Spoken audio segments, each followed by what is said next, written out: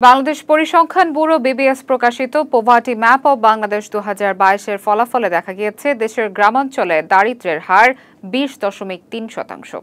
শহরাঞ্চলে এই হার 16.5%। এতে দেশের বিভিন্ন অঞ্চল ভিত্তিক অর্থনৈতিক বৈষম্যের চিত্র উঠে এসেছে। বিস্তারিত ময়ূক ইসলামের প্রতিবেদনে। বাংলাদেশ পরিসংখ্যান ব্যুরো বিবিএস প্রকাশিত পভার্টি ম্যাপ অব বাংলাদেশ 2022-এর ফলাফলে দেখা গেছে দেশের গ্রামাঞ্চলে দারিদ্র্যের হার 20.3%, শহরাঞ্চলে এই হার 16.5%। এতে দেশের বিভিন্ন অঞ্চল ভিত্তিক অর্থনৈতিক বৈষম্যের চিত্র উঠে এসেছে।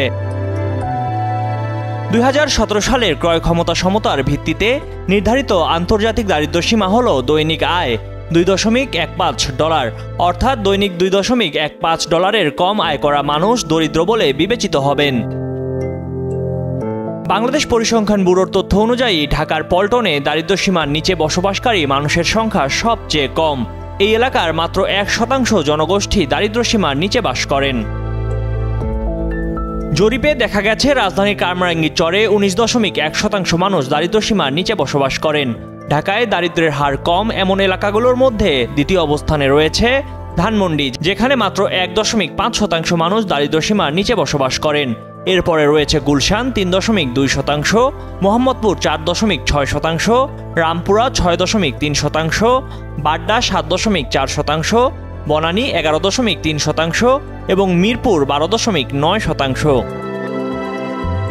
প্রতিবেদন অনুযায়ী ঢাকা জেলার সামগ্রিক দারিদ্র্যের হার 19.6% আর সামগ্রিকভাবে দেশের দারিদ্র্যের হার 19.2%। প্রতিবেদনে দেশ জুড়ে বিত্তশালী ও দরিদ্র জনগোষ্ঠীর মধ্যে বিস্তর অর্থনৈতিক বৈষম্যের চিত্র উঠে এসেছে।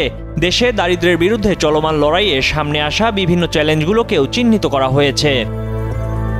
প্রতিবেদনে দেখা গেছে মাদারীপুর জেলায় দেশের সবচেয়ে বেশি 54.4% মানুষ দারিদ্র্যসীমার নিচে বসবাস করেন।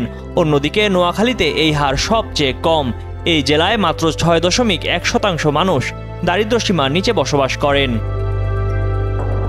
উপজেলা ভিত্তিক বিশ্লেষণে দেখা গেছে মাদারীপুরের ডাসার দেশের দরিদ্রতম উপজেলা। এখানে 63.2% মানুষ দরিদ্র। ময়ূক ইসলাম, কালের কণ্ঠ।